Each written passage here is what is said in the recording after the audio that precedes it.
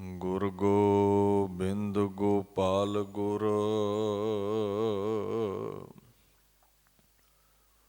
ਗੁਰਪੂਰਨ ਨਾਰਾਇਣ ਹੈ।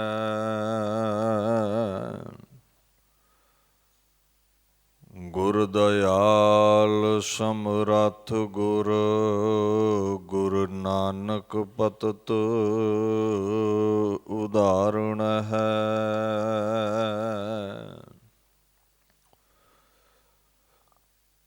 ਬਰਦੋ ਆਲਮ ਦਸਤ ਗੁਰ ਗੋਬਿੰਦ ਸਿੰਘ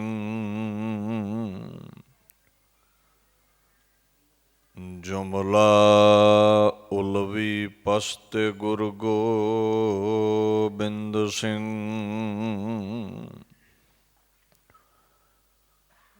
ਜੁਮਲਾ ਰੋਜ਼ੀ ਖਾਰੇ ਗੁਰ ਗੋਬਿੰਦ ਸਿੰਘ ਬੈਜੇ ਹਕ ਇਮਤਾਰ ਗੁਰ ਗੋਬਿੰਦ ਸਿੰਘ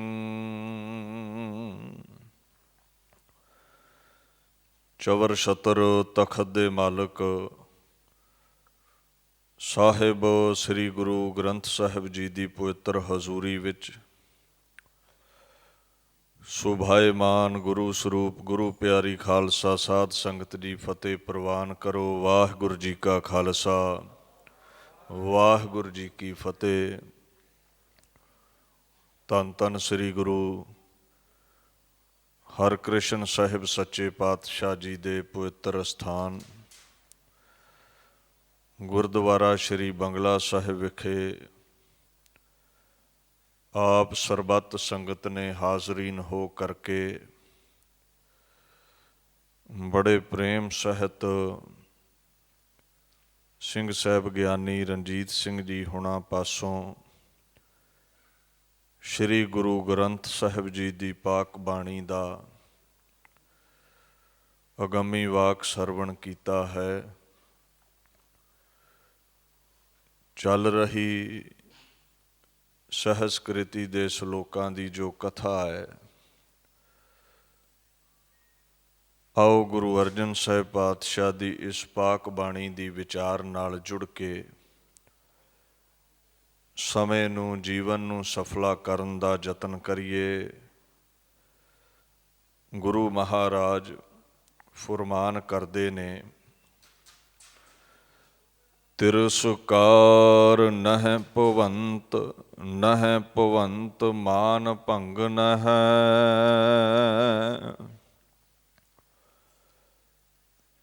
ਸ਼ੋਭਾਹੀਨ ਨਹਿ ਭਵੰਤ ਨਹਿ ਪੋਹੰਤ ਸੰਸਾਰ ਦੁਖ ਨਹਿ।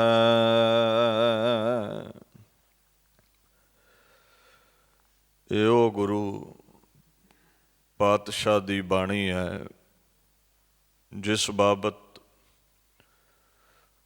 ਗੁਰਾਂ ਦਾ ਹੁਕਮ ਹੈ, ਗੁਰ ਕੀ ਬਾਣੀ ਸਿਉ ਰੰਗ ਲਾਏ, ਗੁਰ ਕਿਰਪਾਲ ਹੋਏ ਦੁਖ ਜਾਏ। ਜੋ ਵੀ ਗੁਰਬਾਣੀ ਦੇ ਨਾਲ ਪ੍ਰੇਮ ਕਰਦਾ ਹੈ, ਪਿਆਰ ਕਰਦਾ ਹੈ, ਮਹਾਰਾਜ ਕਹਿੰਦੇ ਉਸ ਦੇ ਜੀਵਨ 'ਚੋਂ ਦੁੱਖਾਂ ਦਾ ਖੁਰਾ ਖੋਜ ਮਿਟ ਜਾਂਦਾ ਹੈ। ਸੁਖਦਾਇਕ ਬਾਣੀ ਹੈ, ਸੁਖ ਬਖਸ਼ਣ ਵਾਲੀ ਬਾਣੀ ਹੈ। ਔਰ ਪਤਾ ਨਹੀਂ ਕਿੰਨੇ ਕੁ ਦੁਖੀਏ ਗੁਰੂ ਹਰਿਕ੍ਰਿਸ਼ਨ ਪਾਤਸ਼ਾਹ ਦੇ ਦਰ 'ਤੇ ਨਤਮਸਤਕ ਹੋਣ ਆਉਂਦੇ ਨੇ। ਉਹ ਜਾਣਦੇ ਨੇ ਸ੍ਰੀ ਹਰਿਕ੍ਰਿਸ਼ਨ ਧਿਆਈਐ ਜਿਸ ਡਿਠੈ ਸਭ ਦੁੱਖ ਜਾਏ। ਕਹਿੰਦੇ ਗੁਰ ਕਿਰਪਾਲ ਹੋਏ ਦੁੱਖ ਜਾਏ, ਜਿਨ੍ਹਾਂ 'ਤੇ ਗੁਰੂ ਕਿਰਪਾ ਕਰੇ। ਸਾਰੇ ਹੀ ਦਰ 'ਤੇ ਆਉਂਦੇ ਨੇ, ਜਿਨ੍ਹਾਂ 'ਤੇ ਸਵੱਲੀ ਨਦਰ ਕਰ ਦੇਵੇ ਉਹਨਾਂ ਦੇ ਦੁੱਖ ਦੂਰ ਹੁੰਦੇ ਨੇ। ਆਓ ਉਸ ਬਾਣੀ ਨਾਲ ਜੁੜਨ ਦਾ ਯਤਨ ਕਰੀਏ। ਗੁਰੂ ਅਰਜਨ ਸਾਹਿਬ ਸੱਚੇ ਪਾਤਸ਼ਾਹ 1356 ਅੰਗ ਉੱਪਰ ਜੋ ਉਹਨਾਂ ਦੀ ਬਾਣੀ ਸੁਭਾਏਮਾਨ ਹੈ ਸ਼੍ਰੀ ਗੁਰੂ ਗ੍ਰੰਥ ਸਾਹਿਬ ਅੰਦਰ, ਉਸ ਰਾਹੀਂ ਫੁਰਮਾਨ ਕਰਦੇ ਨੇ, ਤਿਰਸਕਾਰ ਨਹਿ ਭਵੰਤ ਨਹਿ ਭਵੰਤ ਮਾਨ ਭੰਗਨ ਹੈ। ਪਿਛਲੇ ਸ਼ਲੋਕ ਵਿੱਚ ਆਪਾਂ ਇਹ ਵਿਚਾਰ ਕੀਤੀ ਹੈ ਵੀ ਜਿਹੜੇ ਮਹਾਂਪੁਰਸ਼ ਨੇ, ਗੁਰਮੁਖ ਨੇ, ਬਾਣੀ ਪੜ੍ਹਨ ਵਾਲੇ ਨੇ, ਬੜੇ ਸਹਿਣਸ਼ੀਲ ਨੇ, ਮਿੱਤਰ ਤੇ ਸੱਤਰ ਨੂੰ ਸਮਾਨ ਸਮਝਦੇ ਨੇ, ਦੁੱਖ ਅਤੇ ਸੁੱਖ ਨੂੰ ਸਮ ਸਮਝਦੇ ਨੇ, ਬੜੇ ਸੀਲ ਨੇ, ਸਹਿਜ ਵਿੱਚ ਰਹਿੰਦੇ ਨੇ, ਸ਼ਾਂਤੀ ਵਿੱਚ ਰਹਿੰਦੇ ਨੇ। ਐਸੇ ਵਿਕਾਰਾਂ ਤੋਂ ਰਹਿਤ ਜਿਹੜੇ ਮਹਾਂਪੁਰਸ਼ ਨੇ, ਉਹਨਾਂ ਬਾਰੇ ਹੀ ਗੁਰੂ ਅਰਜਨ ਸਾਹਿਬ ਫੁਰਮਾਨ ਕਰਦੇ ਨੇ। ਕਹਿੰਦੇ ਤਿਰਸਕਾਰ ਨਹਿ ਭਵੰਤ। ਤਿਰਸਕਾਰ ਸੰਸਕ੍ਰਿਤ ਦਾ ਲਫ਼ਜ਼ ਹੈ, ਭਾਵ ਹੈ ਅਨਾਦਰ, ਅਪਮਾਨ, ਬੇਇੱਜ਼ਤੀ। ਕਹਿੰਦੇ ਜਿਹੜੇ ਮਹਾਂਪੁਰਸ਼ ਨੇ ਨਾ, ਉਹਨਾਂ ਦਾ ਤਿਰਸਕਾਰ ਨਹੀਂ ਹੁੰਦਾ, ਉਹਨਾਂ ਦੀ ਨਿਰਾਦਰੀ ਨਹੀਂ ਹੁੰਦੀ। ਪਰਮਾਤਮਾ ਦੇ ਦਰ ਉੱਪਰ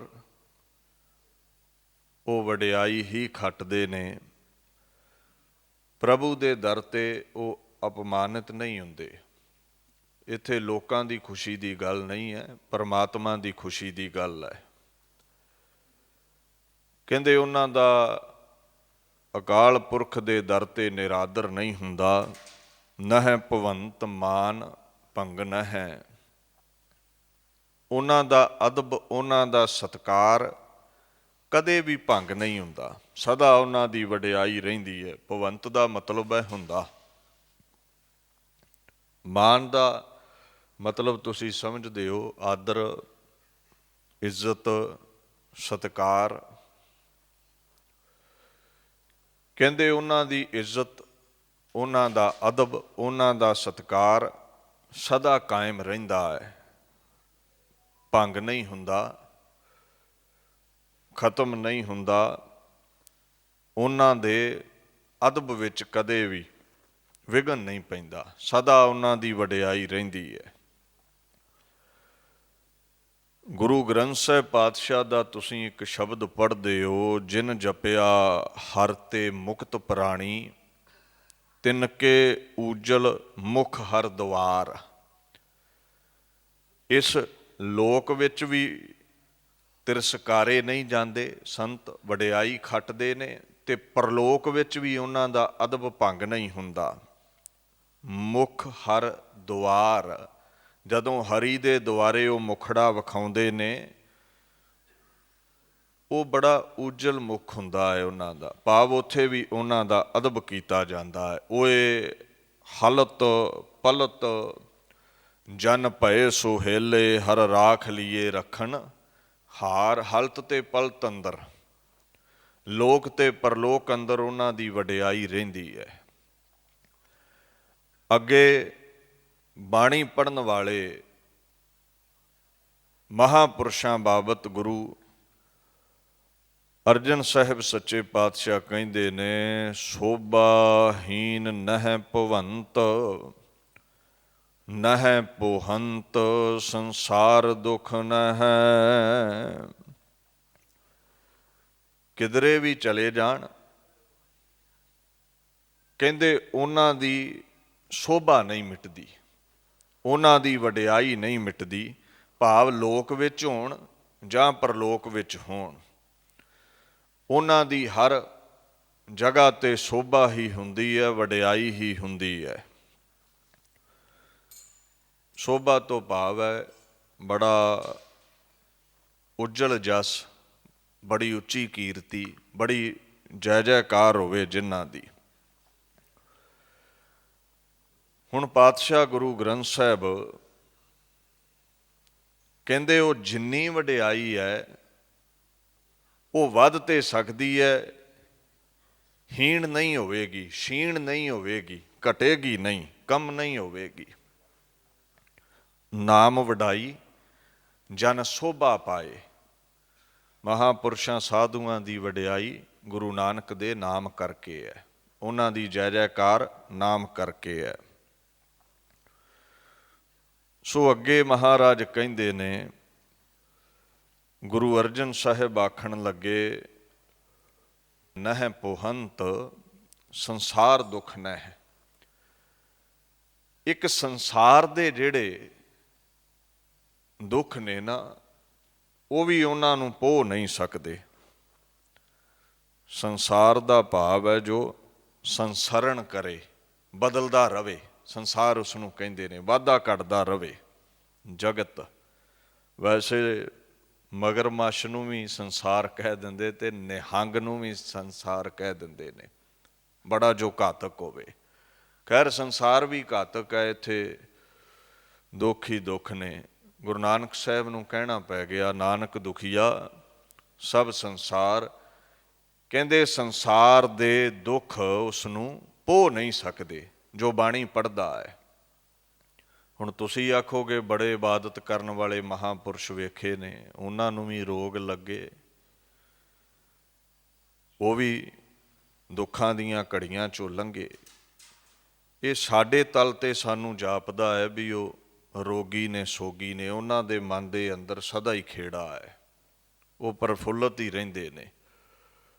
ਹੁਣ ਮਹਾਰਾਜ ਗੁਰੂ ਗ੍ਰੰਥ ਸਾਹਿਬ ਕਹਿੰਦੇ ਨੇ, ਦਾਰਨ ਦੁੱਖ ਦੁਤਰ ਸੰਸਾਰ ਔਰ ਰਾਮ ਨਾਮ ਬਿਨ ਕੈਸੇ ਉਤਰਸ ਪਾਰ। ਇਹ ਸੰਸਾਰ ਦੁੱਖਾਂ ਦਾ ਸਾਗਰ ਹੈ।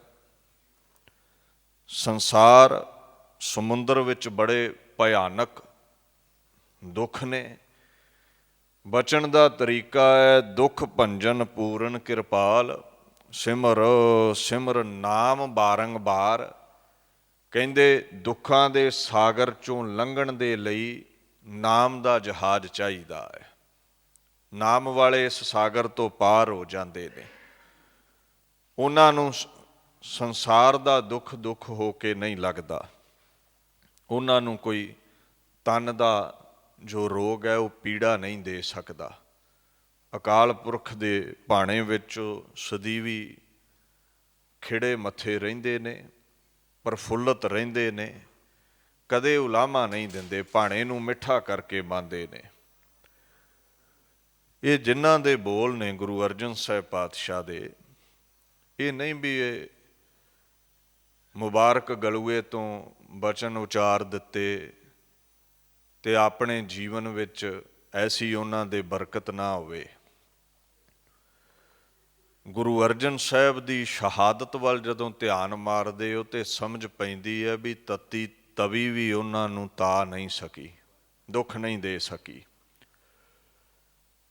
ਖੈਰ ਉਹ ਪਰਮੇਸ਼ਵਰ ਦਾ ਸਵਰੂਪ ਨੇ, ਉਹਨਾਂ ਦੀ ਆਪਣੀ ਇਹ ਬੁਲੰਦ ਹਸਤੀ ਹੈ, ਦੁੱਖ ਸੁੱਖ ਤੋਂ ਨਿਰਾਲੇ ਨੇ। ਉਹਨਾਂ ਦਾ ਨਾਮ ਜਪਣ ਵਾਲਾ ਵੀ ਨਿਰਾਲਾ ਹੋ ਜਾਂਦਾ ਹੈ।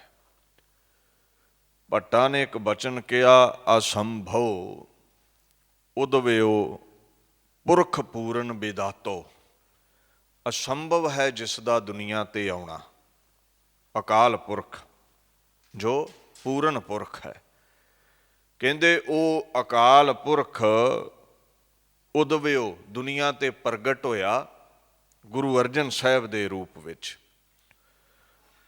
ਔਰ ਉਸ ਅਕਾਲ ਪੁਰਖ ਦੀ ਇੱਕ ਬੜੀ ਵੱਡੀ ਵਡਿਆਈ ਹੈ, ਅੱਗ ਹੈ, ਗਹਿਣ ਭ੍ਰਮ ਭ੍ਰਾਂਤ ਦਹਿਣ ਸੀਤਲ ਸੁਖ ਦਾਤੋ।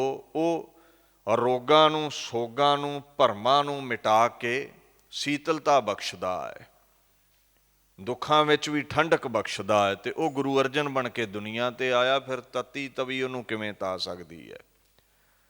ਤਤੀ ਤਵੀ ਉਹਨੂੰ ਕਿਵੇਂ ਦੁੱਖ ਦੇ ਸਕਦੀ ਹੈ? ਜਹਾਂਗੀਰ ਨੇ ਐਲਾਨ ਕਰ ਦਿੱਤਾ ਹੈ ਵੀ ਗੁਰੂ ਅਰਜਨ ਸਾਹਿਬ ਨੇ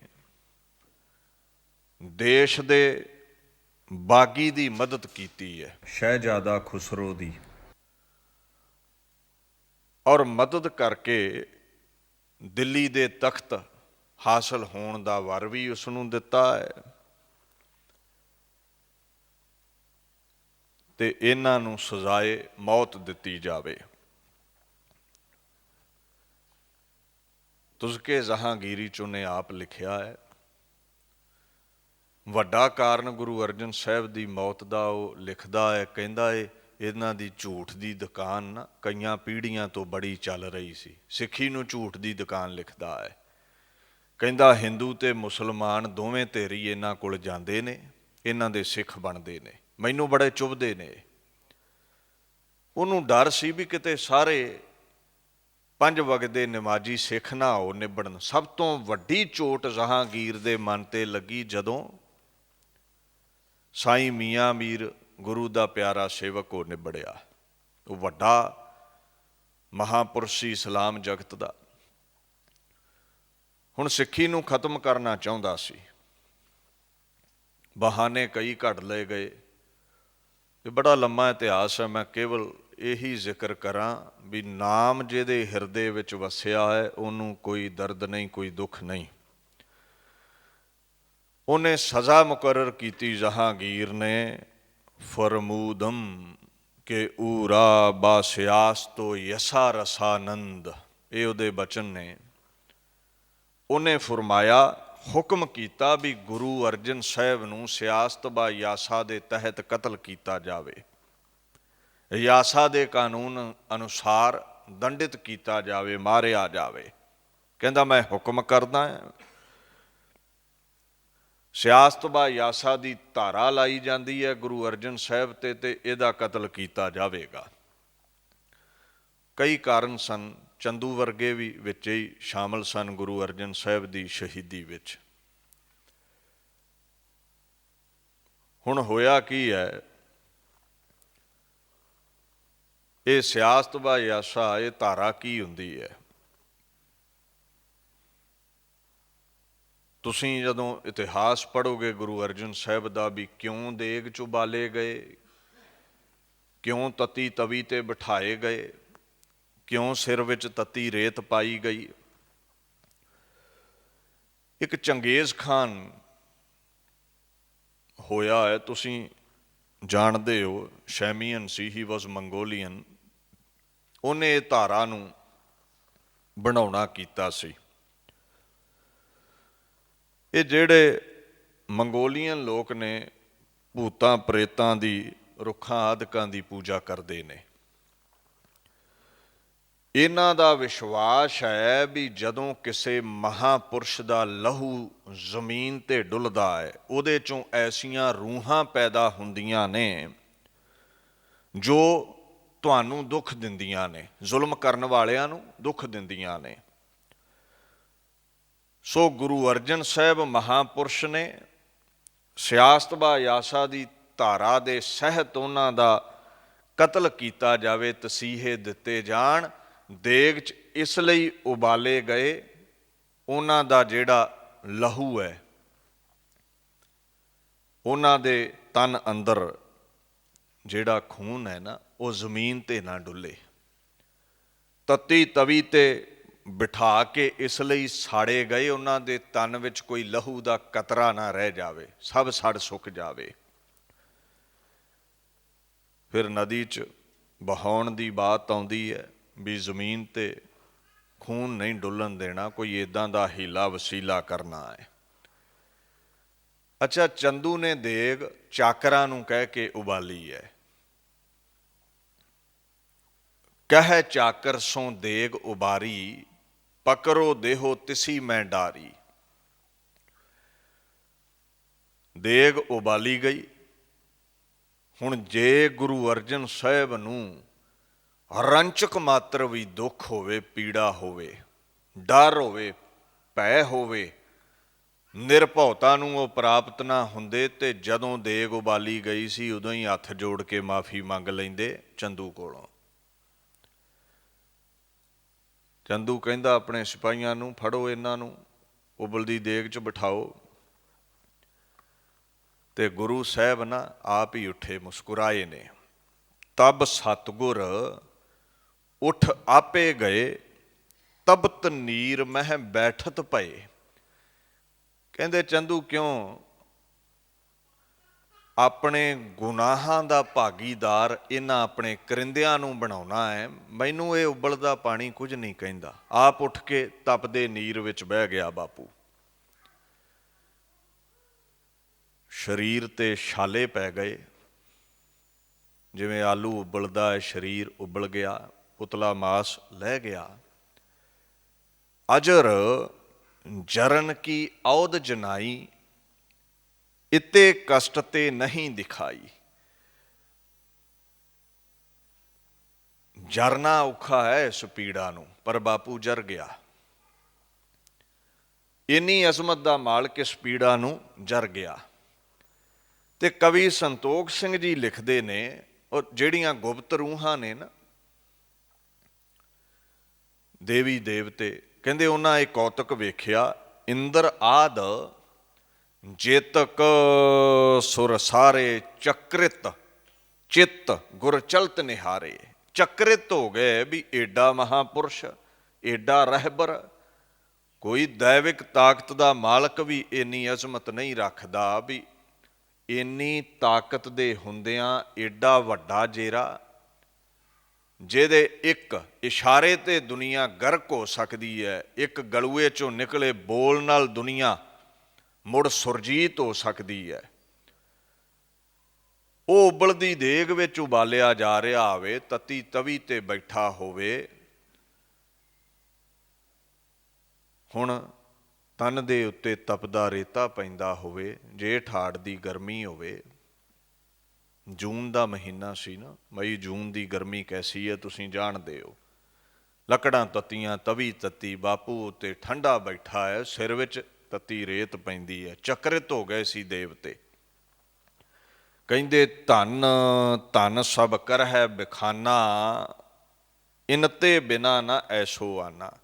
ਇਹ ਗੁਰੂ ਅਰਜਨ ਸਾਹਿਬ ਤੋਂ ਬਿਨਾ ਕੋਈ ਨਹੀਂ ਕਰ ਸਕਦਾ। ਜੈ ਜੈਕਾਰ ਕਰ ਰਹੇ ਸੀ ਦੇਵਤੇ।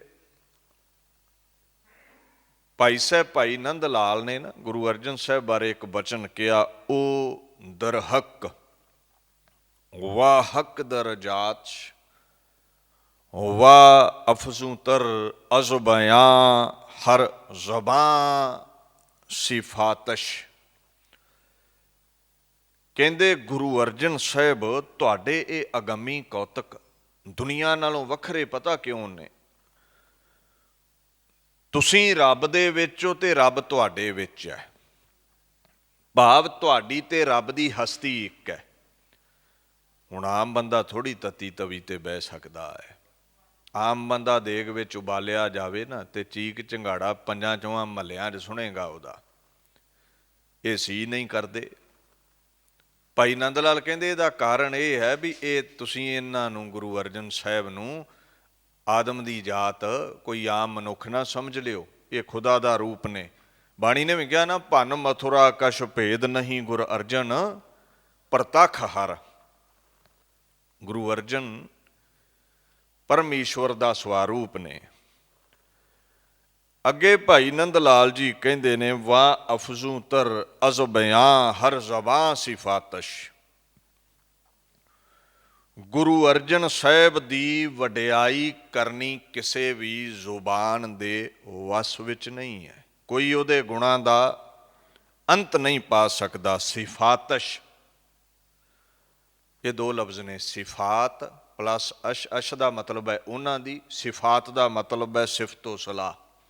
ਜ਼ੁਬਾਨ ਕੋਈ ਐਸੀ ਬਣੀ ਨਹੀਂ ਜਿਹੜੀ ਗੁਰੂ ਅਰਜਨ ਸਾਹਿਬ ਦੀ ਵਡਿਆਈ ਦਾ ਅੰਤ ਪਾਵੇ। ਕਹਿੰਦੇ ਦੇਵੀ ਦੇਵਤੇ ਵੀ ਅੰਤ ਨਹੀਂ ਪਾ ਸਕਦੇ। ਹੁਣ ਕਵੀ ਸੰਤੋਖ ਸਿੰਘ ਕਹਿੰਦੇ ਵੀ ਇੰਦਰ ਵਰਗੇ ਬੜੇ ਬੜੇ ਦੇਵਤਿਆਂ ਜੈ ਜੈਕਾਰ ਕੀਤੀ ਵੀ ਐਸੀ ਅਜ਼ਮਤ ਦਾ ਮਾਲਕ ਤੇ ਏਡਾ ਜੇਰਾ। ਇੱਕ ਗੱਲ ਦਾ ਖਿਆਲ ਰੱਖਿਓ, ਜਿਹਦੇ 'ਚ ਤਾਕਤ ਹੋਵੇ ਨਾ ਉਹ ਤਾਕਤ ਵਿਖਾਉਂਦਾ ਜ਼ਰੂਰ ਹੈ। ਤਾਕਤ ਨੂੰ ਜਰਨਾ ਬੜਾ ਔਖਾ ਹੈ। ਇੰਨੀ ਤਾਕਤ ਹੁੰਦਿਆਂ ਜਰ ਜਾਣਾ ਇਹ ਗੁਰੂ ਅਰਜਨ ਸਾਹਿਬ ਕਰ ਸਕੇ ਨੇ। ਆਪਣੇ ਕੋਲ ਥੋੜ੍ਹੀ ਬਹੁਤੀ ਤਾਕਤ ਆਵੇ ਤੇ ਆਪਾਂ ਬੰਦੇ ਨੂੰ ਬੰਦਾ ਨਹੀਂ ਸਮਝਦੇ। ਆਹ ਲੀਡਰਾਂ ਵੱਲ ਵੇਖੋ ਤੁਸੀਂ, ਜਦੋਂ ਤਖਤ ਚਾਹੀਦਾ ਹੁੰਦਾ ਹੈ ਤੇ ਵੋਟਰਾਂ ਦੇ ਦਰ ਤੇ ਕੀ ਕਰਦੇ ਨੇ? ਨੱਕ ਰਗੜਦੇ ਨੇ। ਮਾੜੀ ਜੀ ਤਾਕਤ ਆ ਗਈ, ਤਖਤ ਮਿਲ ਗਿਆ, ਆ ਸਭ ਇਹਨਾਂ ਨੂੰ ਕੀੜੇ ਮਕੌੜੇ ਜਾਪਦੇ ਨੇ। ਤਾਕਤ ਨੂੰ ਜਰਨਾ ਬੜਾ ਔਖਾ ਹੈ, ਬੰਦਾ ਨਹੀਂ ਜਰ ਸਕਦਾ। ਇੰਨੀ ਤਾਕਤ ਦੇ ਗੁਰੂ ਅਰਜਨ ਸਾਹਿਬ ਮਾਲਕ, ਚਵਰ ਛਤਰ ਦੇ ਮਾਲਕ, ਤਖਤਾਂ ਦੇ ਮਾਲਕ, ਤੇ ਸ਼ਾਂਤ ਚਿੱਤ ਬੈਠੇ ਹੋਏ ਨੇ ਤਤੀ ਤਵੀ ਤੇ, ਉਬਲ ਰਹੇ ਨੇ ਦੇਗ ਵਿੱਚ। ਤੇ ਦੇਵੀ ਦੇਵਤੇ ਜੈ ਜੈਕਾਰ ਕਰ ਰਹੇ ਨੇ ਪਰ ਅੰਤ ਨਹੀਂ ਪਾ ਸਕਦੇ। ਆਓ ਗੁਰੂ ਗ੍ਰੰਥ ਸਾਹਿਬ ਨੂੰ ਪੁੱਛੀਏ ਵੀ ਦੇਵੀ ਦੇਵਤੇ ਉਹਦੀ ਜੈ ਜੈਕਾਰ ਕਰਦੇ ਨੇ ਤੇ ਗੁਰੂ ਗ੍ਰੰਥ ਸਾਹਿਬ ਕਹਿੰਦੇ ਨੇ ਅੰਤ ਨ ਪਾਵਤ ਦੇਵ ਸਭੈ ਮੁਨ ਇੰਦਰ ਮਹਾ ਸਿਵ ਜੋਗ ਕਰੀ। ਫੁਨ ਵੇਦ ਬੇਰੰਚ ਵਿਚਾਰ ਰਹਿਓ ਹਰ ਜਾਪ ਨ ਛਾਡਿਓ ਏਕ ਘਰੀ। ਮਥੁਰਾ ਜਨ ਕੋ ਪ੍ਰਭ ਦੀਨ ਦਇਆਲ ਹੈ ਸੰਗਤ ਸ੍ਰਿਸ਼ਟ ਨਿਹਾਲ ਕਰੀ। ਰਾਮਦਾਸ ਗੁਰੂ ਜਗ ਤਾਰਨ ਕੋ ਗੁਰ ਜੋਤ ਅਰਜਨ ਮਾਹੇ ਧਰੀ।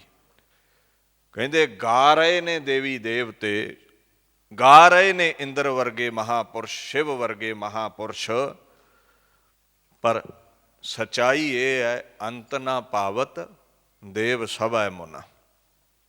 ਗੁਰੂ ਅਰਜਨ ਦੀ ਵਡਿਆਈ ਦਾ ਅੰਤ ਨਹੀਂ ਪਾ ਸਕਦੇ। ਸੋ ਐਸੀ ਉਹਨਾਂ ਦੀ ਮਹਾਨ ਵਡਿਆਈ ਹੈ। ਖੈਰ ਜੈ ਜੈਕਾਰ ਸਾਰੇ ਕਰ ਰਹੇ ਸਨ। ਅੱਲਾ ਯਾਰ ਖਾਂ ਨੇ ਵੀ ਨਾ ਇੱਕ ਬਚਨ ਕਿਹਾ ਸੀ। ਕਹਿੰਦੇ ਗੁਰੂ ਗੋਬਿੰਦ ਸਿੰਘ ਸਭ ਕੁਝ ਵਾਰ ਕੇ ਸਰਬੰਸ ਸ਼ਹੀਦ ਕਰਵਾ ਕੇ ਨਾ ਇੱਕ ਬਚਨ ਕਹਿ ਰਹੇ ਸੀ, ਅਕਬਰ ਵੀ ਪਯਾਦ ਮੇਰੇ ਦਰਬਾਰ ਮੇਂ ਆਇਆ, बरकत ने मेरी फतेह था असाम कराया। मैंने बुतो बुत खाना खुदाई को बुलाया, भगवान का घर मैंने ही मस्जिद था बनाया। बालू की तपी रेत मेरे तन पे पड़ी थी, मैं वो हूँ उबलने पे भी उफ तक ना करी थी। ਉਹ ਫਾਰਸੀ ਵਿੱਚ ਲਿਖਦਾ ਹੈ, ਕਹਿੰਦਾ ਗੁਰੂ ਗੋਬਿੰਦ ਸਿੰਘ ਕਹਿੰਦੇ ਸਾਹਿਬਜ਼ਾਦੇ ਸ਼ਹੀਦ ਹੋ ਗਏ, ਨੰਦਾਂ ਦੀ ਪੁਰੀ ਉਜੜ ਗਈ, ਮੇਰੇ ਤੇ ਕੋਈ ਅਸਰ ਨਹੀਂ ਹੈ। ਮੈਂ ਹੀ ਤੱਤੀ ਤਵੀ ਤੇ ਬੈਠਾ ਸਾਂ, ਮੈਂ ਹੀ ਪੰਜਵੇਂ ਜਾਮੇ ਦੇਗ ਵਿੱਚ ਉਬਲਿਆ ਸਾਂ। ਮੈਂ ਤੇ ਉਦੋਂ ਉਫ ਨਹੀਂ ਕੀਤੀ ਸੀ, ਨਹੀਂ ਕੀਤੀ, ਅੱਜ ਕਿਉਂ ਕਰਾਂਗਾ। ਜੇਰੇ ਦੀ ਗੱਲ ਹੈ। ਸਾਈਂ ਮੀਆਂ ਮੀਰ ਬੜਾ ਕੁਰਲਾਇਆ ਸੀ ਗੁਰੂ ਅਰਜਨ ਸਾਹਿਬ ਨੂੰ ਨਾ ਤਤੀ ਤਵੀ ਤੇ ਬੈਠਿਆਂ ਵੇਖ ਕੇ। ਕਹਿੰਦਾ ਤੁਸੀਂ ਹੁਕਮ ਕਰੋ, ਦਿੱਲੀ ਦਰਬਾਰ ਦੀ, ਲਾਹੌਰ ਦਰਬਾਰ ਦੀ ਇੱਟ ਨਾਲ ਇੱਟ ਖੜਕਾ ਦਿਆਂ। ਤੇ ਗੁਰੂ ਅਰਜਨ ਸਾਹਿਬ ਕਹਿੰਦੇ ਸਾਈਂ ਜੀ ਤੁਸੀਂ ਕੀ ਸਮਝਦੇ ਹੋ ਵੀ ਸਾਡੇ ਵਿੱਚ ਇਹ ਅਜ਼ਮਤ ਹੈ? ਨਹੀਂ, ਇੰਨੀ ਕੁ ਤਾਕਤ ਤੇ ਸਾਡੇ ਸਿੱਖ ਹੀ ਰੱਖਦੇ ਨੇ। ਭਾਈ ਪਿਰਾਣੇ ਵਰਗੇ ਦਿੱਲੀ ਤੇ ਲਾਹੌਰ ਦੀ ਇੱਟ ਨਾਲ ਇੱਟ ਖੜਕਾ ਸਕਦੇ ਨੇ। ਭਾਈ ਪਿਰਾਣੇ ਨੇ ਵੀ ਇਹ ਬਚਨ ਕਿਹਾ ਸੀ, ਗੁਰੂ ਹੁਕਮ ਕਰੋ, ਤੇ ਦਿੱਲੀ ਦਰਬਾਰ ਦਾ ਤਖਤ ਮੂਧਾ ਕਰ ਦਿਆਂ। ਤੇ ਗੁਰੂ ਅਰਜਨ ਸਾਹਿਬ ਨੇ ਕਿਹਾ ਸੀ, ਗੁਰੂ ਸਮੁੰਦ ਨਦੀ ਸਭ ਸਿੱਖੀ। ਗੁਰੂ ਸਮੁੰਦਰ ਹੈ, ਲੱਖਾਂ ਨਦੀਆਂ ਸਮੁੰਦਰ ਵਿੱਚ ਪੈਂਦੀਆਂ ਨੇ, ਸਿੱਖ ਨਦੀਆਂ ਦੀ ਨਿਆਈ ਨੇ। ਜੇ ਇੱਕ ਨਦੀ ਵਿੱਚ ਇੰਨੀ ਤਾਕਤ ਹੈ ਤੇ ਸਮੁੰਦਰ ਵਿੱਚ ਕਿੰਨੀ ਹੋਵੇਗੀ। ਪਰ ਫਰਕ ਹੈ, ਨਦੀ ਵਿੱਚ ਪਾਣੀ ਵਧੇ ਤੇ ਉਛਲਦੀ ਹੈ, ਸਮੁੰਦਰ ਵਿੱਚ ਪਾਣੀ ਵਧੇ ਤੇ ਉਛਲਦਾ ਨਹੀਂ ਹੈ। ਉਹਦਾ ਦਾਇਰਾ ਬੜਾ ਵੱਡਾ ਹੈ। ਮਾੜੀ ਦੀ ਤਾਕਤ ਆਵੇ ਅਸੀਂ ਉਛਲਦੇ ਹਾਂ, ਜ਼ੁਲਮ ਕਰਦੇ ਹਾਂ, ਲੋਕਾਂ ਨੂੰ ਦਬਾਉਂਦੇ ਹਾਂ। ਪਰ ਗੁਰੂ ਦਾ ਮਰਾਤਬਾ ਹੀ ਕੁਝ ਵੱਖਰਾ ਹੈ, ਉਹ ਤਾਕਤ ਨੂੰ ਜਰਦਾ ਹੈ। ਮੀਆਂ ਮੀਰ ਹੱਥ ਜੋੜ ਗਿਆ ਸੀ, ਏਡਾ ਵੱਡਾ ਜੇਰਾ।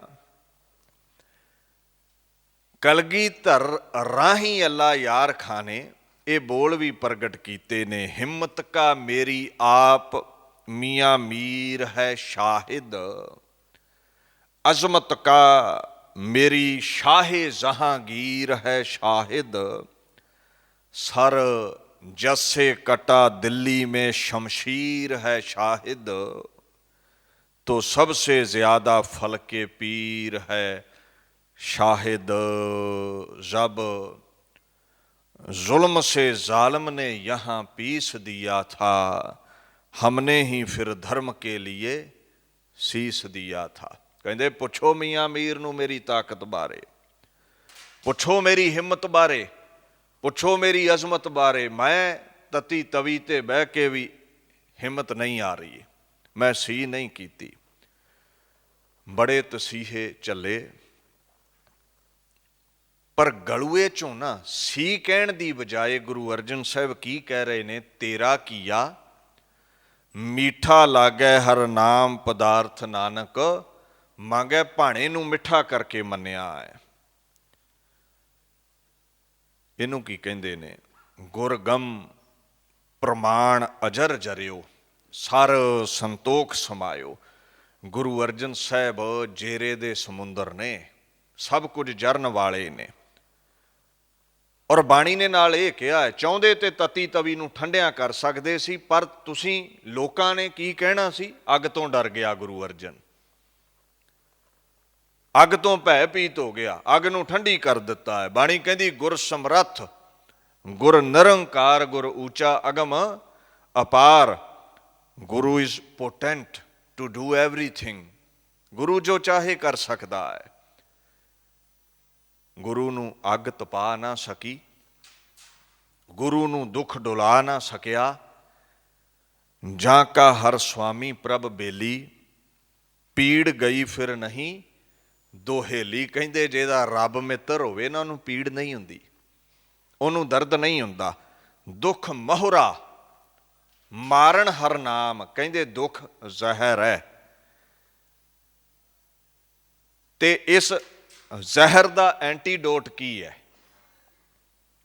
ਜਿਵੇਂ ਕੋਈ ਦੁਨੀਆ ਤੇ ਰੋਗ ਹੋਵੇ ਨਾ, ਕੋਈ ਸੰਖਿਆ ਹੋਵੇ, ਕੋਈ ਜ਼ਹਿਰ ਹੋਵੇ, ਉਹਨੂੰ ਮਾਰਨ ਦੀ ਦਵਾਈ ਹੁੰਦੀ ਹੈ ਨਾ, ਐਂਟੀਡੋਟ ਹੁੰਦਾ ਹੈ। ਕਹਿੰਦੇ ਜੇ ਦੁੱਖ ਜ਼ਹਿਰ ਹੈ ਤੇ ਐਂਟੀਡੋਟ ਨਾਮ ਹੈ ਅਕਾਲ ਪੁਰਖ ਦਾ। ਜੋ ਜਪ ਲਵੇ ਉਸ ਨੂੰ ਦਰਦ ਨਹੀਂ ਹੁੰਦਾ, ਉਸ ਨੂੰ ਦੁੱਖ ਸਤਾ ਨਹੀਂ ਸਕਦੇ। ਆਮ ਹੀ ਇੱਕ ਉਦਾਹਰਣ ਤੁਹਾਨੂੰ ਦੇ ਦੇਵਾਂ। ਰੱਬ ਨਾ ਕਰੇ ਵੀ ਕੋਈ ਸੱਟ ਪੇਟ ਲੱਗ ਜਾਵੇ, ਮੰਨ ਲਓ ਕਿਸੇ ਦਾ ਐਕਸੀਡੈਂਟ ਹੋ ਗਿਆ ਹੈ, ਪੱਟ ਚੀਰਿਆ ਗਿਆ ਹੈ, ਡਾਕਟਰ ਨੇ ਕਿਹਾ ਭਾਈ ਤੇਰੇ 14 ਟੰਕੇ ਲੱਗਣੇ ਨੇ, ਤੇ ਇਹ ਟੰਕੇ ਲਾਉਣ ਲੱਗ ਪਿਆ, ਮਾਸ ਨਹੀਂ ਸਵਾਇਆ, ਬੇਹੋਸ਼ੀ ਦਾ ਟੀਕਾ ਨਹੀਂ ਲਾਇਆ, ਕੋਈ ਪੇਨ ਕਿਲਰ ਨਹੀਂ ਦਿੱਤੀ, ਸਿੱਧੇ ਟੰਕੇ ਲਾਉਣ ਲੱਗ ਪਿਆ। ਉਹ 14 ਟੰਕੇ ਜਿਹੜੇ ਨੇ ਨਾ, ਬੜੇ ਦੁਖਦਾਇਕ ਹੋਣਗੇ। ਮੁਸ਼ਕਿਲ ਹੈ ਵੀ ਇਨਸਾਨ ਇੰਨੀ ਪੀੜਾ ਜਰ ਜਾਵੇ, ਬੜਾ ਕੁਰਲਾਵੇਗਾ, ਰੋਏਗਾ। ਹੁਣ ਡਾਕਟਰ ਇੱਕ ਸੂਝਵਾਨ ਹੈ, ਉਹ ਬੇਹੋਸ਼ੀ ਦਾ ਟੀਕਾ ਲਗਾ ਦਿੰਦਾ, ਇੰਜੈਕਸ਼ਨ ਲਗਾ ਦਿੰਦਾ ਹੈ, ਕੋਈ ਪੇਨ ਕਿਲਰ ਦੇਵੇਗਾ, ਕੋਈ ਮਾਸ ਨੂੰ ਸਵਾਵੇਗਾ। ਹੁਣ ਦਵਾਈ ਲੈਣ ਤੋਂ ਬਾਅਦ, ਮਾਸ ਦੇ ਸੌਂ ਜਾਣ ਤੋਂ ਬਾਅਦ ਟੰਕੇ 14 ਡਾਕਟਰ ਨੇ ਲਾਏ, ਤੇ ਤੁਹਾਨੂੰ ਰੰਚਕ ਮਾਤਰ ਵੀ ਪਤਾ ਨਹੀਂ ਲੱਗਿਆ ਵੀ ਦਰਦ ਕੀ ਹੈ। ਜ਼ਖਮ ਉਹੀ ਸੀ, 14 ਟੰਕੇ ਹੀ ਉਸਦੇ ਲੱਗੇ ਜਿਹਨੂੰ ਕੋਈ ਬੇਹੋਸ਼ੀ ਦੀ ਦਵਾਈ ਨਹੀਂ ਦਿੱਤੀ ਗਈ, ਉਹ ਕੁਰਲਾ ਉੱਠਿਆ। ਉਹੀ ਜ਼ਖਮ ਸੀ, ਡਾਕਟਰ ਨੇ ਇੰਜੈਕਸ਼ਨ ਦਿੱਤਾ, ਮਾਸ ਸੁਆ ਦਿੱਤਾ, ਉਹਨੇ ਹੀ ਟੰਕੇ ਲੱਗੇ, ਦੁੱਖ ਸੀ ਪਰ ਫੀਲ ਨਹੀਂ ਹੋਇਆ ਇਸ ਨੂੰ। ਇਹ ਐਂਟੀਡੋਟ ਹੈ ਬਾਣੀ। ਜੀਵਨ ਵਿੱਚ ਦੁੱਖ ਆ ਜਾਂਦਾ ਹੈ, ਜਿਹਦੇ ਕੋਲ ਬਾਣੀ ਦਾ ਇੰਜੈਕਸ਼ਨ ਨਹੀਂ, ਜਿਹਦੇ ਕੋਲ ਬਾਣੀ ਦੀ ਦਵਾਈ ਨਹੀਂ, ਜਿਹਦੇ ਕੋਲ ਬਾਣੀ ਦਾ ਰਸ ਨਹੀਂ, ਉਹਨੂੰ ਦੁੱਖ ਸਤਾਉਂਦੇ ਨੇ। ਜਿਹਦੇ ਕੋਲ ਨਾਮ ਦਾ ਟੀਕਾ ਹੈ, ਨਾਮ ਦਾ ਰਸ ਹੈ, ਨਾਮ ਦੀ ਦਵਾਈ ਹੈ, ਨਾਮ ਦਾ ਐਂਟੀਡੋਟ ਹੈ, ਉਹਨੂੰ ਦੁੱਖ ਦਾ ਜ਼ਹਿਰ ਸਤਾ ਨਹੀਂ ਸਕਦਾ, ਉਹਨੂੰ ਦੁੱਖ ਤੋੜ ਨਹੀਂ ਸਕਦਾ। ਇਹੀ ਬਚਨ ਗੁਰੂ ਅਰਜਨ ਸਾਹਿਬ ਨੇ ਜੀਵਨ ਵਿੱਚ ਹੰਢਾਏ ਨੇ, ਜੋ ਉਹਨਾਂ ਨੇ ਪਹਿਲਾਂ ਗੁਰੂ ਗ੍ਰੰਥ ਸਾਹਿਬ ਵਿੱਚ ਲਿਖੇ ਨੇ। ਮਹਾਰਾਜ ਦੀਨ ਦੁਨੀਆ ਦੇ ਮਾਲਕ ਇੱਥੇ ਸਾਨੂੰ ਹੁਕਮ ਕਰਦੇ ਨੇ। ਪਾਤਸ਼ਾਹ ਆਖਣ ਲੱਗੇ, ਨਹਿ ਪੋਹੰਤ ਸੰਸਾਰ ਦੁੱਖ ਨਹਿ। ਬਾਣੀ ਪੜ੍ਹਨ ਵਾਲੇ ਮਹਾਂਪੁਰਸ਼ਾਂ ਨੂੰ ਸੰਸਾਰ ਦੇ ਦੁੱਖ ਪੋਹ ਨਹੀਂ ਸਕਦੇ, ਡੁਲਾ ਨਹੀਂ ਸਕਦੇ, ਮਿਟਾ ਨਹੀਂ ਸਕਦੇ, ਸਤਾ ਨਹੀਂ ਸਕਦੇ। ਬਾਣੀ ਪੜ੍ਹਿਆ ਕਰੋ, ਐਸਾ ਪ੍ਰਤਾਪ ਹੈ ਬਾਣੀ ਦਾ। ਅਵਲ ਤੇ ਜੀਵਨ ਵਿੱਚ ਦੁੱਖ ਆਉਂਦਾ ਨਹੀਂ, ਜੇ ਆ ਵੀ ਗਿਆ ਤੇ ਇਹ ਸੂਲੀ ਤੋਂ ਕੰਡਾ ਬਣ ਜਾਂਦਾ ਹੈ, ਮਾਮੂਲੀ ਹੋ ਜਾਂਦਾ ਹੈ। ਦੀਨ ਦੁਨੀਆ ਦੇ ਮਾਲਕ ਅੱਗੇ ਹੁਕਮ ਕਰਦੇ ਨੇ, ਗੋਬਿੰਦ ਨਾਮ ਜਪੰਤ ਮਿਲ ਸਾਧ ਸੰਗ ਹੈ, ਨਾਨਕ ਸੇ ਪ੍ਰਾਣੀ ਸੁਖ ਬਾਸ ਨ ਹੈ। ਗੁਰੂ ਅਰਜਨ ਸਾਹਿਬ ਆਖਣ ਲੱਗੇ, ਗੋ ਤੋਂ ਭਾਵ ਹੈ ਧਰਤੀ, ਬਿੰਦ ਦਾ ਮਤਲਬ ਹੈ ਜੋ ਇਸ ਦੀ ਪ੍ਰਤਪਾਲਣਾ ਕਰਦਾ ਹੈ। ਪਰਮਾਤਮਾ ਧਰਤੀ ਦਾ ਜੋ ਪਾਲਣਹਾਰ ਹੈ। ਗੋਬਿੰਦ ਨਾਮ ਜਪੰਤ ਮਿਲ ਸਾਧ ਸੰਗੈ। ਉਹ ਮਹਾਂਪੁਰਸ਼ ਜਿਹੜੇ ਨਾਮ ਜਪਦੇ ਨੇ, ਉਹਨਾਂ ਦੀ ਸੰਗਤ ਵਿੱਚ ਬੈਠ ਕੇ ਤੂੰ ਵੀ ਗੋਬਿੰਦ ਦਾ ਨਾਮ ਜਪਿਆ ਕਰ। ਕੀ ਹੋਵੇਗਾ? ਨਾਨਕ ਸੇ ਪ੍ਰਾਣੀ ਸੁਖ ਬਾਸ ਨਹਿ। ਜਿਵੇਂ ਸਾਧੂਆਂ ਨੂੰ ਦੁੱਖ ਨਹੀਂ ਸਤਾਉਂਦਾ, ਤੇਰੇ ਜੀਵਨ ਵਿੱਚੋਂ ਵੀ ਦੁੱਖ ਮਿਟ ਜਾਵੇਗਾ, ਤੂੰ ਸੁਖ ਮਾਣੇਗਾ। ਨਾਮ ਦਾ ਐਸਾ ਪ੍ਰਤਾਪ ਹੈ, ਨਾਮ ਦੀ ਐਸੀ ਬਰਕਤ ਹੈ, ਤੈਨੂੰ ਸੁਖ ਹਾਸਲ ਹੋਵੇਗਾ। ਪ੍ਰਾਣੀ ਕੌਣ ਹੁੰਦਾ ਹੈ? ਜੋ ਪ੍ਰਾਣਾਂ ਤੇ ਆਧਾਰਿਤ ਹੈ, ਜੋ ਸਾਹ ਲੈਂਦਾ ਹੈ, ਪ੍ਰਾਣ ਲੈਂਦਾ ਹੈ। ਇਹ ਪ੍ਰਾਣੀ ਸਾਧੂਆਂ ਦੀ ਸੰਗਤ ਕਰ, ਤੈਨੂੰ ਆਰਾਮ ਮਿਲੇਗਾ, ਤੈਨੂੰ ਖੁਸ਼ੀ ਮਿਲੇਗੀ, ਤੈਨੂੰ ਆਨੰਦ ਮਿਲੇਗਾ। ਜਿਵੇਂ ਬਾਣੀ ਕਹਿੰਦੀ ਹੈ ਨਾ, ਨਾਮ ਜਪੀ ਨਾਮੋ ਸੁਖ ਸਾਰ। ਜਿਹੜੇ ਨਾਮ ਜਪਦੇ ਨੇ ਉਹਨਾਂ ਦੇ ਜੀਵਨ ਵਿੱਚ ਸਦਾ ਹੀ ਸੁੱਖ ਹੈ। ਨਾਮ is the sense of piece. ਤੈਨੂੰ ਸ਼ਾਂਤੀ ਮਿਲੇਗੀ, ਤੇਰੇ ਦੁੱਖ ਮਿਟ ਜਾਣਗੇ। ਨਾਮ ਦਾ ਪ੍ਰਤਾਪ ਐਸਾ ਹੈ। ਅਗਲੇ ਸ਼ਲੋਕ ਵਿੱਚ ਪਾਤਸ਼ਾਹ ਹੁਕਮ ਕਰਦੇ ਨੇ, ਸਾਧੂਆਂ ਦੇ ਮਹਾਨ ਗੁਣਾਂ ਬਾਬਤ ਬਿਆਨ ਕਰਦੇ ਨੇ। ਸੈਨਾ ਸਾਧ ਸਮੂਹ ਸੂਰ ਅਜਿਤੰ ਸਨਾਹੰ ਤਨ ਨਿਮਰਤਾਹ। ਮਹਾਰਾਜ ਕਹਿੰਦੇ ਸਾਧੂਆਂ ਦੀ ਇੱਕ ਸੈਨਾ ਹੈ, ਸਾਧੂਆਂ ਦੀ ਇੱਕ ਫੌਜ ਹੈ। ਸਾਧ ਕੌਣ ਹੁੰਦੇ ਨੇ? ਜਿਨ੍ਹਾਂ ਸਾਧਨਾ ਕੀਤੀ ਹੈ, ਮਨ ਨੂੰ ਸਾਧਿਆ ਹੈ, ਜਿਨ੍ਹਾਂ ਦੇ ਇੰਦਰੇ ਕਾਬੂ ਵਿੱਚ ਨੇ। ਮਨ ਕਾਬੂ ਵਿੱਚ ਹੈ, ਸਾਡਾ ਮਨ ਨਹੀਂ ਕਾਬੂ ਵਿੱਚ ਕਿਸੇ ਦਾ ਵੀ। ਸੰਤੋ ਜਿਹਦੇ ਇੰਦਰੇ ਸ਼ਾਂਤ ਨੇ, ਜਿਹਦਾ ਮਨ ਕਾਬੂ ਵਿੱਚ ਇੱਧਰ ਉੱਧਰ ਨਹੀਂ ਦੌੜਦਾ। ਜੀਵਨ ਦੇ ਅੰਦਰ ਸਾਧਨਾ ਕਰਕੇ, ਧਿਆਨ ਪਰਾਇਣ ਹੋ ਕੇ ਮਨ ਨੂੰ ਜਿਸ ਨੇ ਟਿਕਾ ਲਿਆ। ਕਹਿੰਦੇ ਸੈਨਾ ਸਾਧ ਸਮੂਹ ਸੂਰ ਅਜਿਤੰ। ਹੁਣ ਜਿਹੜੇ ਸਾਧੂ ਨੇ ਨਾ, ਸੰਤ ਜਨ ਨੇ, ਜਿਹੜੇ ਉਹਨਾਂ ਦੇ ਦੈਵਿਕ ਗੁਣ ਨੇ, ਉਹਨਾਂ ਦੀ ਸੈਨਾ ਹੈ। ਕਿਹੜੇ ਗੁਣ ਉਹਨਾਂ ਦੀ ਸੈਨਾ ਨੇ? ਸਤ, ਸੰਤੋਖ, ਦਇਆ, ਧਰਮ। ਉਹ ਸੱਚ ਬੋਲਦੇ ਨੇ, ਉਹ ਸੰਤੋਖੀ ਨੇ, ਉਹ ਦਿਆਲੂ ਨੇ, ਧਰਮ ਵਿੱਚ ਪ੍ਰਪੱਕ ਨੇ। ਉਹਨਾਂ ਦਾ ਸੁਭਾਅ ਬੜਾ ਖਿਮਾਦਾਇਕ ਹੈ, ਬਖਸ਼ਿੰਦ ਬਿਰਧ ਹੈ ਉਹਨਾਂ ਦਾ। ਕਹਿੰਦੇ ਇਹ ਸਾਧੂਆਂ ਦੀ ਸੈਨਾ ਹੈ। ਸਨਾਹੰ ਤਨ ਨਿਮਰਤਾਹ। ਜਿਹੜਾ ਸਨਾਹ ਲਫ਼ਜ਼ ਹੈ ਨਾ, ਸਨਾਹ ਦਾ ਭਾਵ ਹੁੰਦਾ ਹੈ ਸਰੀਰ ਤੇ ਜੋ ਸੂਰਮੇ ਕਵਚ ਪਹਿਨਦੇ ਨੇ। ਹੁਣ ਤੁਸੀਂ ਦੇਖੋਗੇ ਨਾ, ਸੂਰਿਆਂ ਨੇ ਕਵਚ ਪਹਿਨੇ ਹੁੰਦੇ ਨੇ ਮੈਦਾਨੇ ਜੰਗ ਵਿੱਚ। ਛਾਤੀ ਤੇ ਕਵਚ ਪਹਿਨਿਆ ਹੁੰਦਾ ਵੀ ਤਲਵਾਰ ਦਾ ਵਾਰ ਕੱਟ ਨਾ ਸਕੇ। ਤਲਵਾਰ ਦੇ ਵਾਰ ਤੋਂ ਬਚਣ ਦੇ ਲਈ ਸਨਾਹ ਪਹਿਨਦੇ ਨੇ। ਹੁਣ ਸੰਤਾਂ ਦੇ ਸੈਨਾ ਦੇ ਸੂਰਬੀਰ ਕੌਣ ਨੇ? ਸਤ, ਸੰਤੋਖ, ਦਇਆ, ਧਰਮ, ਚੰਗੇ ਗੁਣ। ਤੇ ਸੰਤਾਂ ਦੇ ਵੈਰੀ ਕੌਣ ਨੇ? ਕਾਮ, ਕ੍ਰੋਧ, ਲੋਭ, ਮੋਹ, ਹੰਕਾਰ। ਤੇ ਸੰਤਾਂ ਦਾ ਮਨ ਰੂਪੀ ਜੋ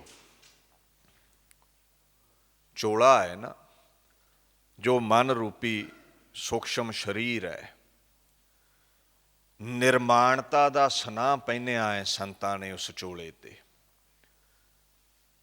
ਕਾਮ, ਕ੍ਰੋਧ, ਲੋਭ, ਮੋਹ, ਹੰਕਾਰ ਦੇ ਵਾਰਾਂ ਤੋਂ ਬਚਣ ਲਈ ਨਿਮਰਤਾ ਨੂੰ ਸਨਾਹ ਬਣਾਇਆ ਹੈ ਇਹਨਾਂ ਮਹਾਂਪੁਰਸ਼ਾਂ ਨੇ।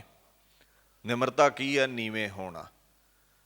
ਫਰੀਦ ਜੀ ਨੇ ਇੱਕ ਬਚਨ ਕਿਹਾ ਸੀ, ਕਹਿੰਦੇ ਨਿਰਮਾਣ ਪੁਰਸ਼ ਹੀ ਵਿਕਾਰਾਂ ਤੋਂ ਬਚਦਾ ਹੈ, ਉੱਚਿਓਂ ਉੱਚਾ ਹੋ ਨਿਬੜਦਾ ਹੈ। ਨਿਰਮਾਣ ਪੁਰਸ਼ ਦੀ ਹੀ ਵਡਿਆਈ ਹੁੰਦੀ ਹੈ। ਫਰੀਦਾ ਥੀਓ ਪਵਾਹੀ ਦੱਬ, ਜੇ ਸਾਈਂ ਲੋੜ ਹੈ ਸਭ। ਰੱਬ ਚਾਹੁੰਦਾ ਹੈ, ਪਰਮਾਤਮਾ ਦੀ ਪ੍ਰਾਪਤੀ ਚਾਹੁੰਦਾ ਹੈ, ਤੇ ਕਹਿੰਦੇ ਨਿਮਰਤਾ ਨੂੰ ਧਾਰ, ਨਿਮਰਤਾ ਨੂੰ ਸਨਾਹ ਬਣਾ ਲੈ। ਤੇਰੇ ਮਨ ਉੱਤੇ ਕਾਮ, ਕ੍ਰੋਧ, ਲੋਭ, ਮੋਹ, ਹੰਕਾਰ ਵਾਰ ਨਹੀਂ ਕਰ ਸਕਣਗੇ। ਜਿਹੜਾ ਵਿਕਾਰਾਂ ਰੂਪੀ ਦੁਸ਼ਮਣਾਂ ਤੋਂ ਬਚ ਗਿਆ, ਉਹ ਰੱਬ ਤਾਈਂ ਪਹੁੰਚ ਗਿਆ। ਇਹ ਦੱਬ ਕੀ ਹੁੰਦੀ ਹੈ? ਦਰਿਆ ਦੇ ਇਲਾਕੇ 'ਚ ਰਹਿਣ ਵਾਲੇ ਲੋਕਾਂ ਨੂੰ ਪਤਾ ਹੈ।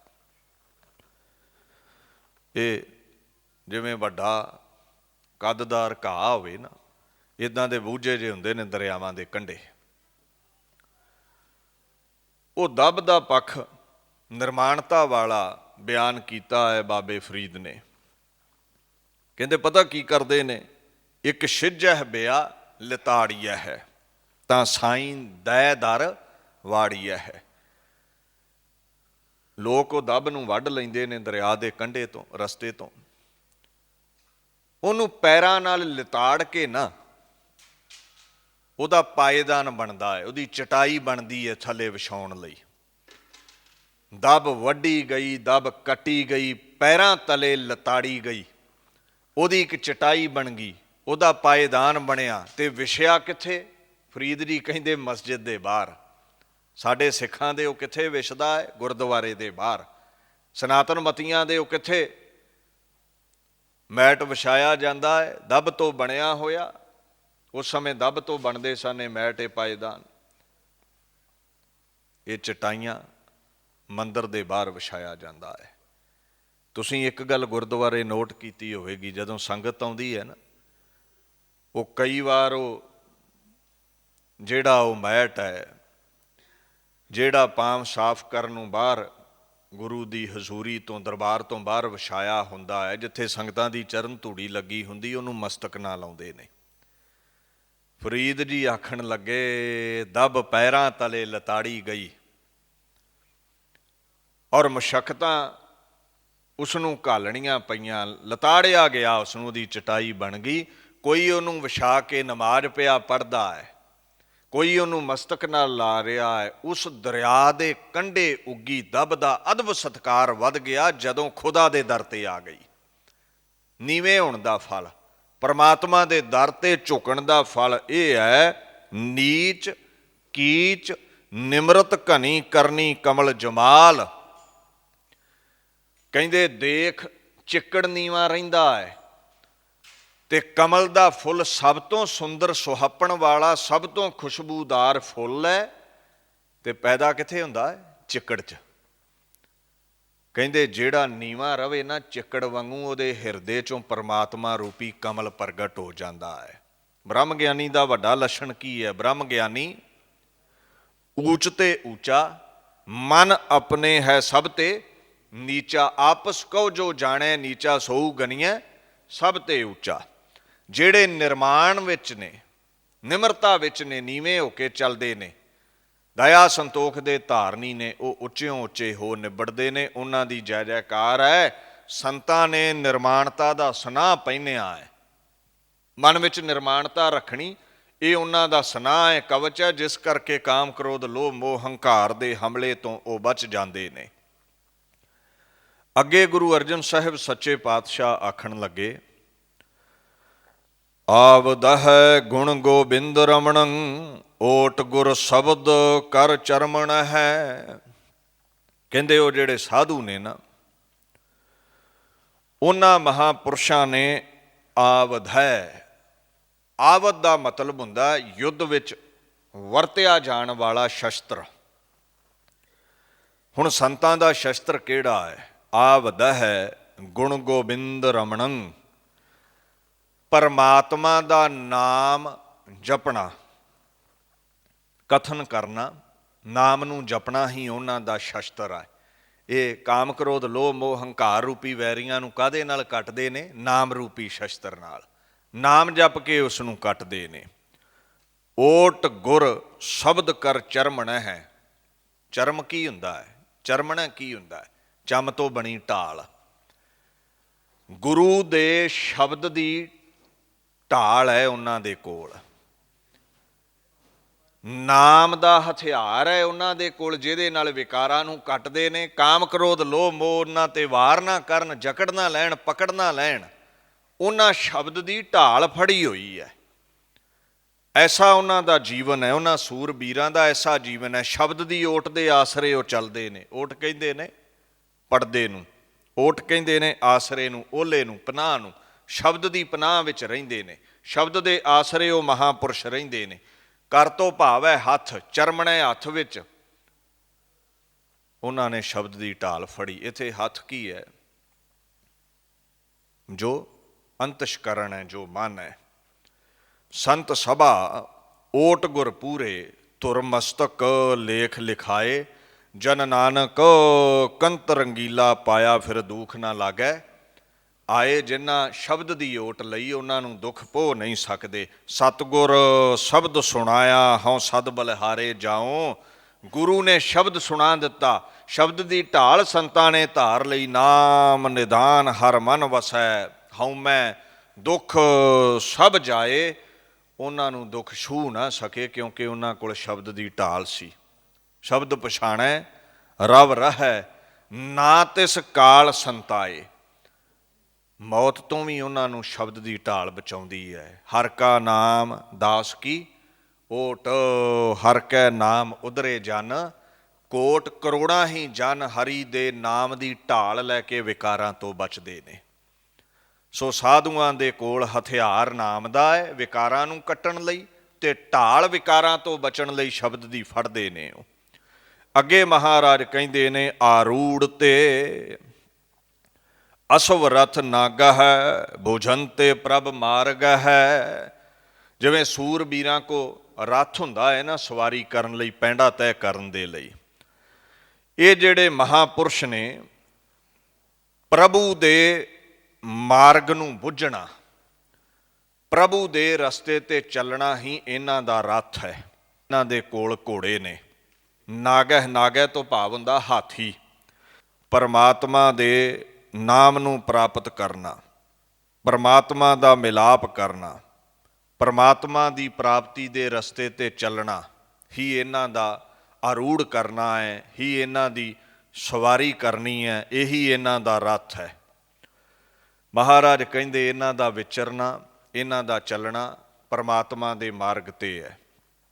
ਹੁਣ ਅੱਗੇ ਦੀਨ ਦੁਨੀਆ ਦੇ ਮਾਲਕ ਅਗਲੀਆਂ ਪੰਕਤੀਆਂ ਵਿੱਚ ਕਹਿੰਦੇ ਨੇ, ਗੁਰੂ ਅਰਜਨ ਸਾਹਿਬ ਪਾਤਸ਼ਾਹ ਦੇ ਇਹ ਬੋਲ ਨੇ, ਵਿਚਰਤੇ ਨਿਰਭਯੰ ਸਤਰ ਸੈਨਾ ਤਾਯੰਤੇ ਗੋਪਾਲ ਕੀਰਤਨ ਹੈ। ਜਿਹਦੇ ਕੋਲ ਨਾਮ ਦੀ ਢਾਲ ਹੈ, ਸ਼ਬਦ ਦੀ ਢਾਲ ਹੈ, ਜਿਹਦੇ ਕੋਲ ਨਾਮ ਜਪਣ ਰੂਪੀ ਹਥਿਆਰ ਹੈ, ਕਹਿੰਦੇ ਉਹ ਨਿਰਭੈ ਹੁੰਦਾ ਹੈ। ਉਹਨੂੰ ਕਾਮ ਕ੍ਰੋਧ ਲੋਭ ਮੋਹ ਹੰਕਾਰ ਦਾ ਡਰ ਨਹੀਂ ਹੈ। ਵਿਚਰਤੇ ਨਿਰਭਯੰ, ਸੰਤ ਜਨ ਨਿਰਭੈ ਹੋ ਕੇ ਵਿਚਰਦੇ ਨੇ। ਮੋਹ ਰੂਪੀ, ਕਾਮ ਕ੍ਰੋਧ ਰੂਪੀ ਦੁਸ਼ਮਣਾਂ ਦਾ ਉਹਨਾਂ ਨੂੰ ਕੋਈ ਡਰ ਨਹੀਂ ਰਹਿੰਦਾ, ਉਹਨਾਂ ਨੂੰ ਕਿਸੇ ਦਾ ਭੈ ਨਹੀਂ ਰਹਿੰਦਾ। ਨਿਰਭੈ ਕੀ ਹੈ? ਜਿਹਨੂੰ ਕਿਸੇ ਦਾ ਡਰ ਨਹੀਂ ਹੈ, ਜੋ ਦੁਸ਼ਮਣਾਂ ਤੋਂ ਡਰਦਾ ਨਹੀਂ ਹੈ। ਧਾਯੰਤੇ ਗੋਪਾਲ ਕੀਰਤਨ ਹੈ, ਧਾ ਕੇ ਪੈ ਜਾਣਾ। ਕਾਮ ਕ੍ਰੋਧ ਲੋਭ ਮੋਹ ਹੰਕਾਰ ਨੂੰ ਅਕਾਲ ਪੁਰਖ ਦੇ ਨਾਮ ਰੂਪੀ ਕੀਰਤਨ ਨੂੰ ਹਥਿਆਰ ਬਣਾ ਕੇ ਧਾ ਕੇ ਪੈ ਜਾਂਦੇ ਨੇ। ਦੌੜ ਕੇ ਵਿਕਾਰਾਂ ਨੂੰ ਇਹ ਪੈ ਜਾਂਦੇ ਨੇ। ਪਾਵੇ ਵਿਕਾਰਾਂ ਤੋਂ ਡਰਦੇ ਨਹੀਂ। ਪੰਚਦਾਸ ਗੁਰ ਵਸਗਤ ਕੀਨੇ, ਮਨ ਨਿਹਚਲ ਨਿਰਭਇਆ। ਗੁਰੂ ਦੀ ਕਿਰਪਾ ਨਾਲ ਜਿਹਨੇ ਕਾਮ ਕ੍ਰੋਧ ਲੋਭ ਮੋਹ ਹੰਕਾਰ ਵਸ ਵਿੱਚ ਕੀਤੇ ਹੋਏ ਨੇ ਨਾ, ਉਹ ਕਿਸੇ ਵਿਕਾਰ ਤੋਂ ਡਰਦਾ ਨਹੀਂ ਹੈ। ਉਹ ਕਦੇ ਵਿਕਾਰਾਂ ਵਿੱਚ ਡੋਲਦਾ ਨਹੀਂ ਹੈ। ਨਹੀਂ ਤੇ ਹਰ ਇਨਸਾਨ ਨੂੰ ਡਰ ਲੱਗਿਆ ਰਹਿੰਦਾ ਹੈ, ਪਤਾ ਨਹੀਂ ਕਦੋਂ ਕਾਮ ਕ੍ਰੋਧ ਲੋਭ ਵਿੱਚ ਇਹਨੇ ਡੁੱਲ ਜਾਣਾ ਹੈ, ਇਹਨੇ ਡਿੱਗ ਪੈਣਾ ਹੈ। ਕਹਿੰਦੇ ਨੇ, ਕਹੋ ਨਾਨਕ ਤੇ ਭਜਨ ਤੇ ਨਿਰਭੈ ਪਦ ਪਾਵੈ। ਬਾਣੀ ਪੜ੍ਹਨ ਵਾਲੇ ਪ੍ਰਤੱਖ ਦੁਸ਼ਮਣਾਂ ਤੋਂ ਵੀ ਨਹੀਂ ਡਰਦੇ ਤੇ ਵਿਕਾਰਾਂ ਤੋਂ ਵੀ ਉਹਨਾਂ ਨੂੰ ਕੋਈ ਡਰ ਨਹੀਂ ਲੱਗਦਾ। ਅਖੀਰਲੀ ਪੰਕਤੀ ਹੈ, ਪਾਤਸ਼ਾਹ ਕਹਿੰਦੇ ਨੇ, ਜਿਤ ਤੇ ਵਿਸ਼ਵ ਸੰਸਾਰਹਿ ਨਾਨਕ, ਵਸਿਅੰ ਕਰੋਤ ਪੰਚ ਤਸਕਰਹਿ। ਸੰਸਾਰ ਨੂੰ ਜਿੱਤ ਲੈਣਾ ਕੀ ਹੈ? ਇਸ ਅੰਦਰਲੀ ਦੁਨੀਆ ਨੂੰ, ਵਿਕਾਰਾਂ ਨੂੰ ਜਿੱਤ ਲੈਣਾ, ਮਨ ਨੂੰ ਜਿੱਤ ਲੈਣਾ। ਜਿੱਤ ਤੇ ਵਿਸ਼ਵ ਸੰਸਾਰਹਿ ਨਾਨਕ। ਉਹ ਜਿਹੜੇ ਮਹਾਂਪੁਰਸ਼ ਨੇ, ਪੰਜਾਂ ਚੋਰਾਂ ਨੂੰ ਵਸਗਤ ਕਰ ਲਿਆ, ਕਾਮ ਕ੍ਰੋਧ ਲੋਭ ਮੋਹ ਹੰਕਾਰ ਨੂੰ ਵਸ ਵਿੱਚ ਕਰ ਲਿਆ। ਇਹ ਪੰਜ ਚੋਰ ਹੀ ਨੇ ਨਾ, ਜਿਹੜੇ ਸ਼ੁਭ ਗੁਣਾਂ ਨੂੰ ਚੁਰਾਉਂਦੇ ਨੇ, ਸਤ ਸੰਤੋਖ ਦਇਆ ਧਰਮ ਨੂੰ ਚੁਰਾ ਲੈਂਦੇ ਨੇ। ਪੰਜਾਂ ਚੋਰਾਂ ਨੂੰ ਵਸ ਵਿੱਚ ਕਰਕੇ ਮਨ ਜਿੱਤ ਲਿਆ, ਤੇ ਮਨ ਨੂੰ ਜਿੱਤਣ ਵਾਲਾ ਸਮਝੋ ਜਗ ਜਿੱਤ ਗਿਆ। ਮਨ ਜੀਤੇ ਜਗ ਜੀਤ। ਮਹਾਰਾਜ ਪਾਤਸ਼ਾਹ ਕਹਿੰਦੇ, ਫਾਹੇ ਘਾਟੇ ਮਿਟੇ ਗਮਨ, ਫਤਿਹ ਭਈ ਮਨ ਜੀਤ। ਨਾਨਕ ਗੁਰ ਤੇ ਥਿਤ ਪਾਈ, ਫਿਰਨ ਮਿਟੇ ਨਿਤ ਨੀਤ। ਥਿਤ ਪਾ ਲਈ, ਕਾਇਮ ਹੋ ਗਏ, ਹੁਣ ਅਚਲ ਨੇ, ਹੁਣ ਵਿਕਾਰਾਂ ਵਿੱਚ ਡੋਲਣਗੇ ਨਹੀਂ। ਹੁਣ ਇਹ ਸੰਤ ਸਾਖਤ ਨਹੀਂ ਹੋ ਸਕਦੇ, ਕਿਉਂਕਿ ਨਾਮ ਦਾ ਇਹਨਾਂ ਨੂੰ ਆਸਰਾ ਏ।